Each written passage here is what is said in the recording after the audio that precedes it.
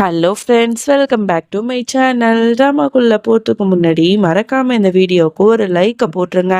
சரி வாங்க ட்ராமாக்குள்ள போயிடலாம்.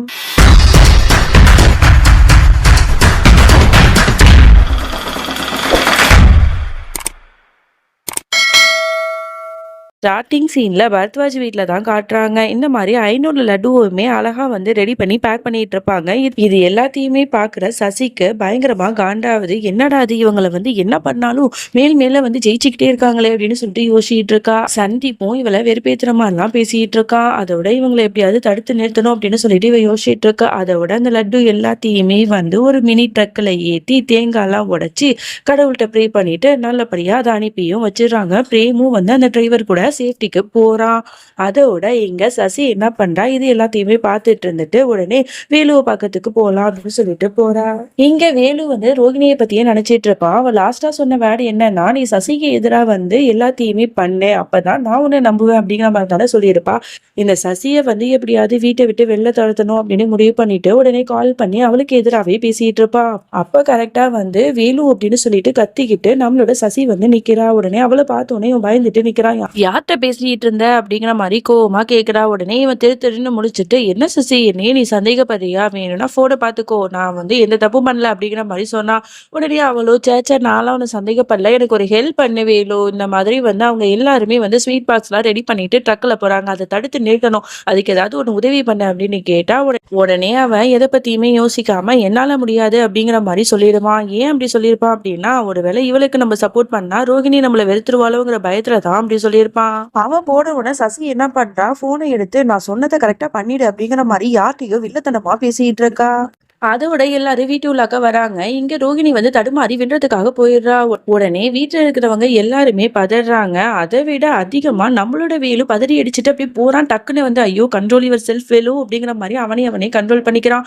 அதோட சீமா கேட்கிறா, என்னாச்சு ரோகிணி, ஓகே தானே அப்படின்னு கேட்டா. இல்லக்கா, கொஞ்சம் தலைவலியா தான், வேற ஒண்ணும் இல்லை அப்படின்னு சொல்லிட்டு அவங்க எல்லாருமே மறுபடியும் வேலை பார்க்கறதுக்கு வராங்க. அப்ப டக்குன்னு சசி மறுபடியும் எல்லாரையும் வெறுப்பேத்துறா. நீங்க என்ன வேணா பண்ணுங்க, கண்டிப்பா இந்த லட்டுவை அந்த ஓனர்கிட்ட நீங்க சேர்க்கவே முடியாது அப்படின்னு சொல்லிட்டு போவா.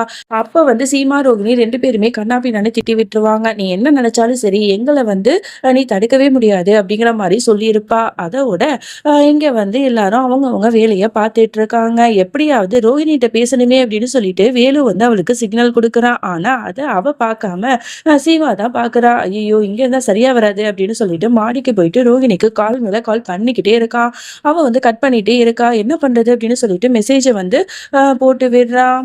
அதை பார்த்து ரோகிணி என்ன இவன் ஓவரா பண்றானே, என்னதான் சொல்ல வரான்னு பாப்போம் அப்படின்னு சொல்லிட்டு டெரஸ்ல போயிட்டு என்ன அப்படிங்கிற மாதிரி கேட்கறா. உடனே வேலு எல்லாத்தையும் சொல்ல ஆரம்பிக்கிறான். இந்த பாரு, அவ இந்த மாதிரி ட்ரக்கு ஏதாவது பண்ண அப்படின்னு சொல்லிட்டு எங்க கேட்டா, நான் நம்ம குடும்பத்துக்கு எதிராக பண்ணா உனக்கு பிடிக்காதுன்னு எனக்கு தெரியும், அதனால நான் முடியாதுன்னு சொல்லிட்டேன்.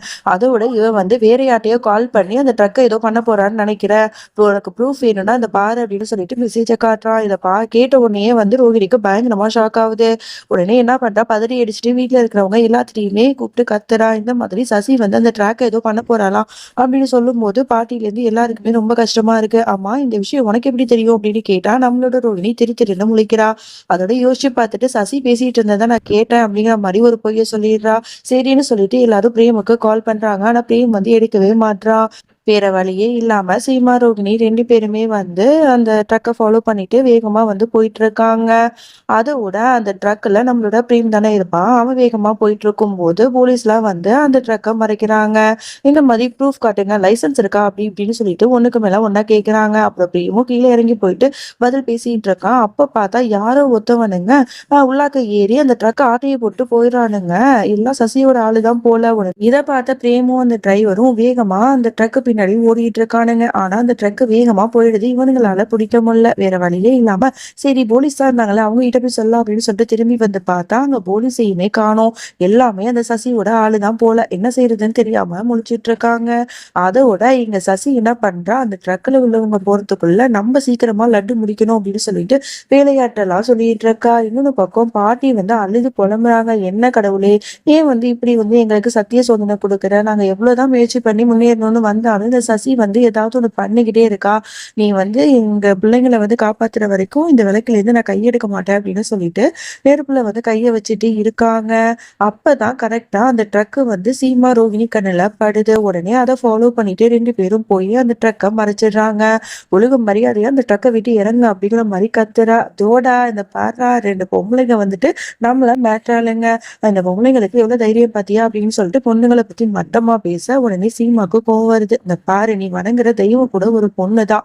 அதனால பொண்ணுங்கள குறைச்சு மதிப்பிடாத புரியுதா?" அப்படின்னு சொல்லிட்டு தைரியமா 2 பேரும் புடவைய மடிச்சு கட்டிட்டு வேகமா நடந்து போறாங்க. "சாவிய குட்றா" அப்படிங்கிற மாரி கேக்குறாங்க. ஆனா அந்த 2 திருட்டு பசங்களும் சாவிய வந்து மாத்தி மாத்தி போட்டு விளையாண்டுட்டு இருக்கானுங்க. இதெல்லாம் பாக்குற ரோகிணிக்கு கடுப்பாகுது. உடனே மண்ண தூக்கி அவனுங்க மூஞ்சில வந்து போட்டுடுறா. அப்புறம் எஸ்கேப் ஆகலான்னு பார்த்தா அந்த ரவுடி பசங்க ரோகிணிய புடிச்சு தள்ளி விட்டுறானுங்க. நம்மளோட சீமாவை புடிச்சு அடிச்சிட்டு இருக்கானுங்க. அதோட ஒரு பெரிய கம்பு இருக்கு. அந்த கம்ப வச்சு சீமா, ரோகிணி 2 பேருமே அந்த 2 ரவுடி பசங்களையுமே வெளுத்து வாங்கிட்டு இருக்காளுங்க. அப்ப பார்த்தா அந்த ரவுடி பையன் வந்து ரோகிணிய புடிச்சு தள்ளி விட்டுடுறான். அவ வந்து கல்லுல போய் விழுந்துடுறா. அப்படியே ரத்தமா இருக்கு. சீமா பதறி அடிச்சுட்டு நிக்கிறா. அந்த சீன அப்படியே கட் பண்ணா அதோட இங்க ஓனர தான் காட்டுறாங்க. அவன் என்னன்னா, ஐயோ இந்த லட்டு வந்து கரெக்டான நேரத்துல வருமான்னு தெரியலையே, இப்ப என்ன பண்றது அப்படின்னு சொல்லிட்டு புலம்பிட்டு இருக்கும்போது கரெக்டா அந்த இடத்துக்கு சசி வந்து, நான் தான் சொன்னேன்ல சார், அவங்க வந்து நீங்க நம்பாதீங்க அப்படின்னு சொல்லிட்டு, நீங்க தான் கேட்கல, கவலைப்படாதீங்க, நானும் வந்து அதே மாதிரி 500 லட்டு செஞ்சிருக்கேன், இன்னும் கொஞ்ச நேரத்துல வந்துரும் அப்படிங்கிற மாதிரிலாம் பேசிட்டு இருக்கா. அப்ப அந்த ஓனர் சொல்றாரு, "இல்ல இந்த மாரி சீமான்னு சொல்லிட்டு ஒரு பொண்ணு வரேன்னு சொன்னா, அதுக்காக தான் வெயிட்டிங்" அப்படின்னு சொல்லும்போது, "அவங்கலாம் வரவே மாட்டாங்க. அவங்களால அந்த லட்டுவ பண்ணவே முடியல" அப்படின்னு சொல்லிட்டு பொய் சொல்லிட்டு இருக்கா. இவரும் வந்து வேற வழி இல்லாம இந்த பொண்ணையே வாங்கிக்கலாமான்னு யோசிக்கிற அந்த நேரத்துல நம்மளோட சீமா, ரோகிணி 2 பேருமே ட்ரக்ல அழகா வந்து கெத்தா நிக்கிறாங்க.